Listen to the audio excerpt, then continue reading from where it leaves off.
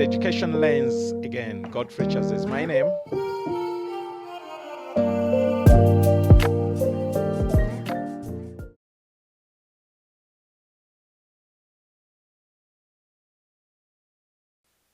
It's the Education Lens with Godfrey Chaz. Welcome, ladies and gentlemen.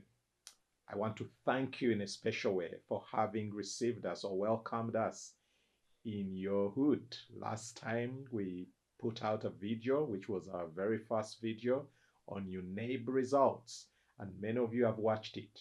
I want to encourage you to invite others to come and join us on this forum as we discuss education, everything about our education. If we are to improve our education system, we need to talk about the issues. We need to come and discuss the issues that are out there. That's one way we are going to contribute to the building of this nation or these nations here on the continent. So I want to welcome you to the Education Lens. I want to encourage you to subscribe. I want to encourage you to share. I want to encourage you to leave us a comment every time you watch us here. Leave a comment on the different topics that we are talking about.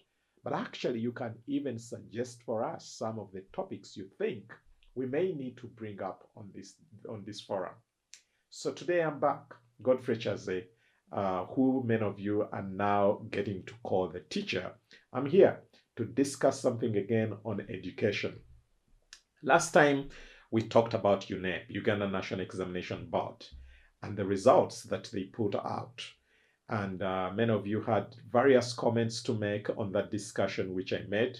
Many of you were very encouraging. But I want to continue this discussion. What is it about examinations that is the goal, that is the main objective for examinations?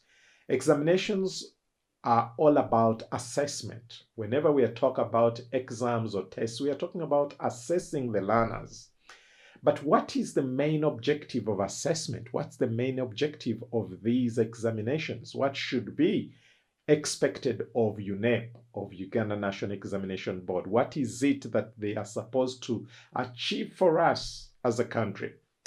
Now, every education system, every curriculum, even just a mere lesson a teacher is going to offer during the 40 minutes or 80 minutes is going to have with the children, or even a podcast like this, which I'm doing, there is no way you can do it without an objective, without an aim in mind.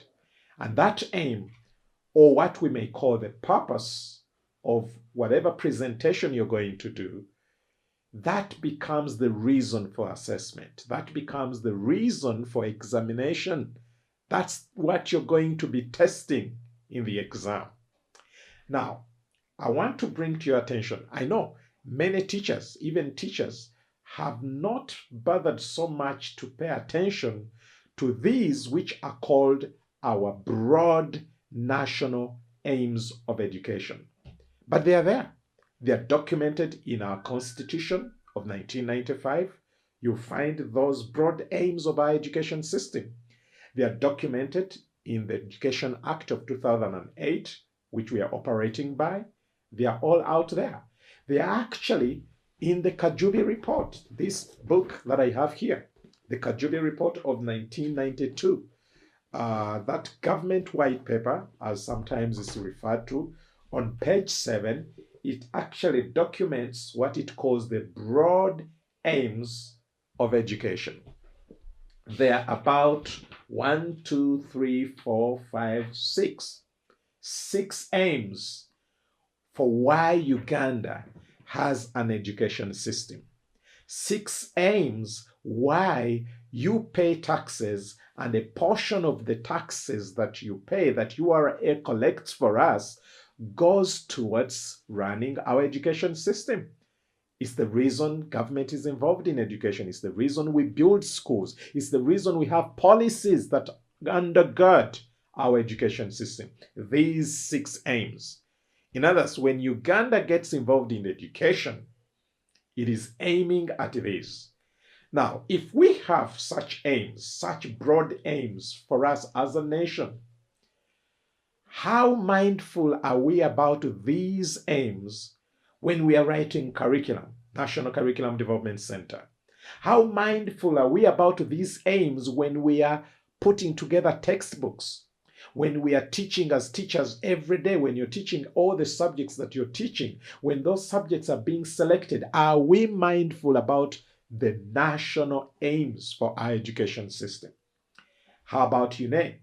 When we are assessing the learners, when we are testing them, when we are giving them examinations, what are we examining? What are we testing? What are we assessing? What are we trying to check whether it has been achieved or not? If it is not anything to do with these aims, then these aims are redundant in these documents.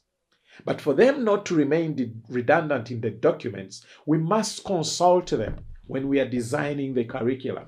We must consult them when we are selecting the teaching and the learning materials and the learning resources. For what purpose? To seek to see, will these subjects we are selecting, will these teaching activities we are selecting help us achieve our aim? After all, if you aim at nothing, the Americans say you will consistently achieve it. What will you achieve? What you aimed at. So if it was nothing, that's what you're consistently going to hit. So as a country, as far as education is concerned, we don't want to aim at nothing. No, we have aims. We have these 6 broad aims, and they are broad enough to be covered almost in all the disciplines we teach and learn. They are broad enough to be covered when we are doing assessment, when we are testing, when we are examining the learners. They are broad enough to be actually consulted when we are doing almost everything educational in our society. When you aim at nothing, you consistently hit it. And look, another person has put it this way: what you aim at usually is your expectations. And if you therefore expect it, you must be keen to inspect it. What you don't inspect, don't expect. And that's the place for examinations. That's the place for UNEP. That's where I see UNEP at inspection, to ensure that our expectations are actually achieved. And these are the expectations we have. For this podcast, I'm just going to touch on just one of the 6 aims or the 6 expectations we have as a country in as far as our education system is concerned. It is these 6 that are the reason we have a teacher training program. It is these 6 that are the reason we have all the other departments of education in the country. I said it is these 6 that are the reason you and I pay taxes, which taxes partly go towards supporting our education system. It is these 6 aims, called the broad aims of our education system.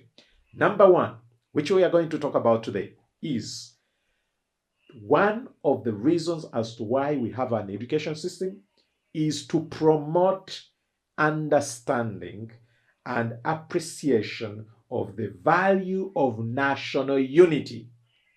You hear that? Promoting the understanding and an appreciation of the value of national unity, patriotism, and cultural heritage, with the due consideration of international relations and beneficial interdependence. It's a long one, yes, it's a mouthful. But I want us to just pull out this one aspect. Understanding and appreciation of the value of national unity. One of the aims for our education system is national unity. We would love to see that every Ugandan, they understand and they appreciate the value of national unity. That's our aim. That's what we are aiming at. That's what we are expecting at the end of every education cycle.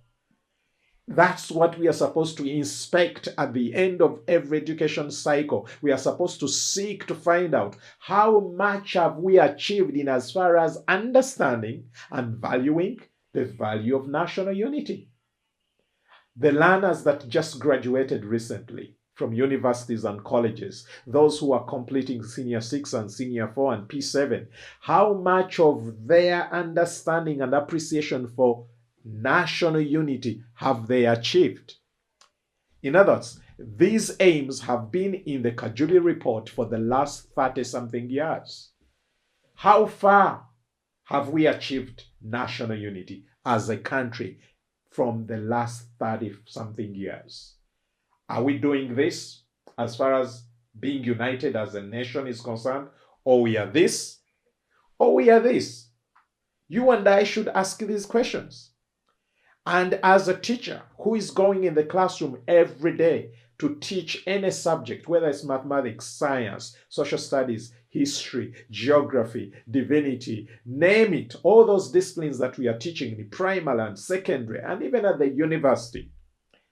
Teachers, I look at you like gardeners or farmers who every day you're going in the classroom, you are like someone who is carrying a basket of seeds which you're going to plant with the aim that after a certain period of time, there will be a time to harvest. We are told never to be deceived. Whatever man sows or plants, that's what they harvest. If you plant beans, don't expect to harvest maize. What you plant is what you're going to harvest. So as educators who are planters, in which garden are the minds of our children? The minds of the learners are the gardens, is the soil where we are planting every day. What kind of seeds are you planting?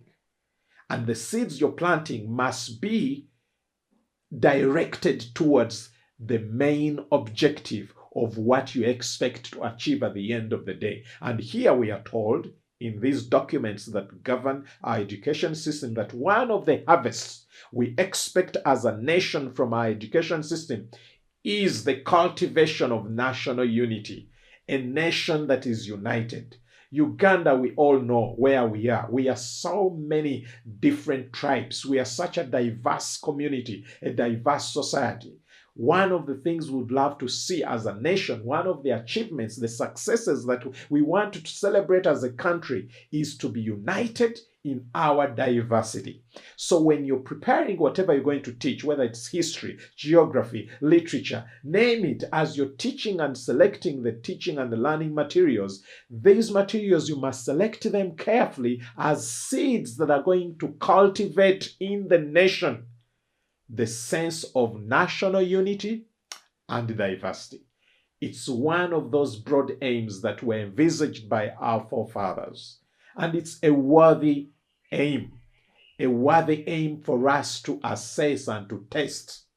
Because that's what happens in examinations. What you value is what we test. We only test what is valuable. And even the learners, what they sense that this is what you test, this is what you're going to examine, that's what they tend to pay attention to. What am I trying to do in this podcast? Is to encourage everyone out there, every educator, every parent, every policymaker, but even the learners themselves, that let's not ignore these aims. National unity is a worthy aim. If it is such a worthy aim, I want to encourage you as you design curriculum. Let's seek deliberately to see how are we going to encourage and promote the unity and diversity of the nation. I'll give you an example.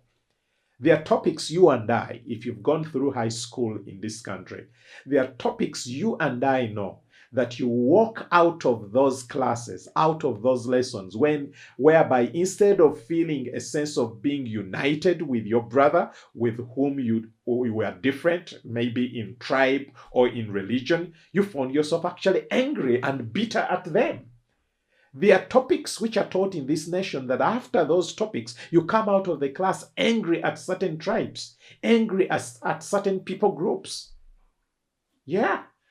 Remember topics like colonialism, where you talk about who were the colonizers. Yes, the colonizers, we call them invaders.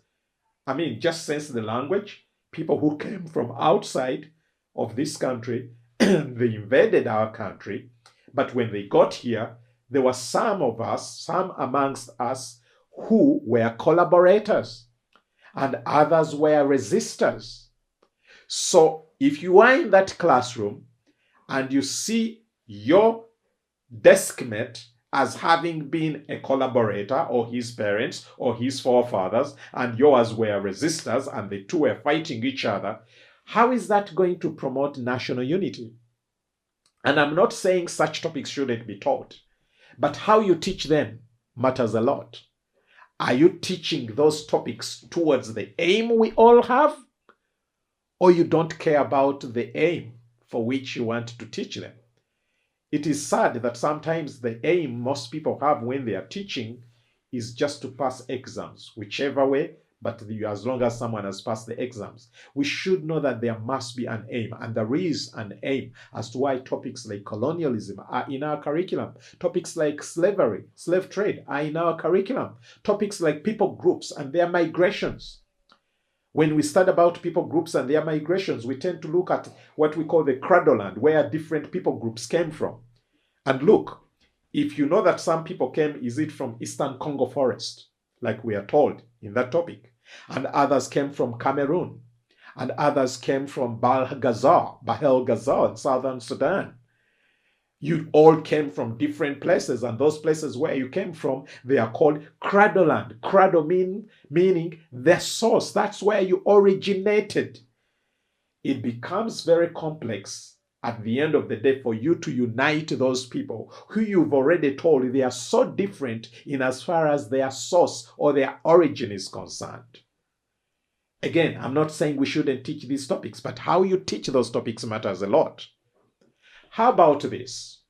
Those of us who read the Bible, there is a text, a small text in the book of Acts, chapter 17, verse 26 and 27. It says these words: "From one man, he has created every people group on earth, and he has appointed their dwelling places." I could be paraphrasing it, but it says something close to that. God, from one man. Who was that one man? I think we all know, Muslims or Christians, we know that one man was Adam. It is from that one man that God has created every people group. By people group, we are talking about all the different tribes. Maybe if you want to call them races, but I know there is one race, it's only the human race. But from one man, God has created every people group, irrespective of our tribes, irrespective of the language we speak, irrespective of the skin color we have, irrespective of the size of our nose. From one man, Adam, God created each one of these different people group. Such a story, it has potential to actually prove to us all that we are one. Since we come from one origin, we have one root where we came from. We can easily be convinced that we are brothers and sisters. But if we only stop at the place where we say these ones came from Eastern Congo forest, the others came from Cameroon, the others came from Bahel Ghazal, that may tell the learners that actually they are totally different. There is no way the two or the three or the different tribes can be one.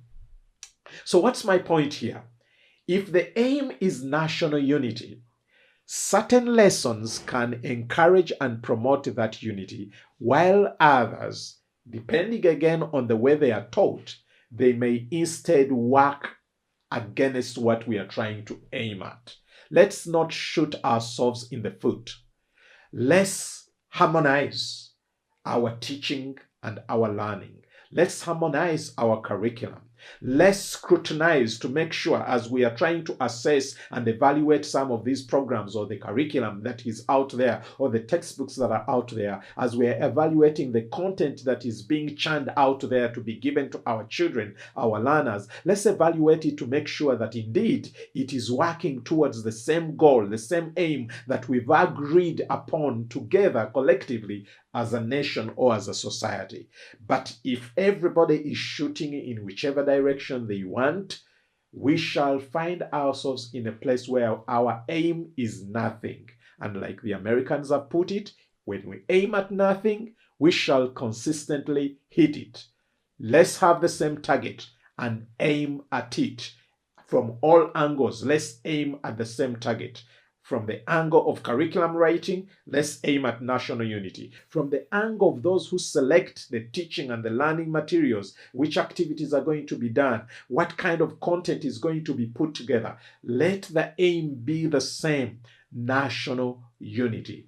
Only then we shall see the success and the realization of those dreams our forefathers have dreamed for such a long time. It's the Education Lens with Godfrey Chazé. Let's meet next time.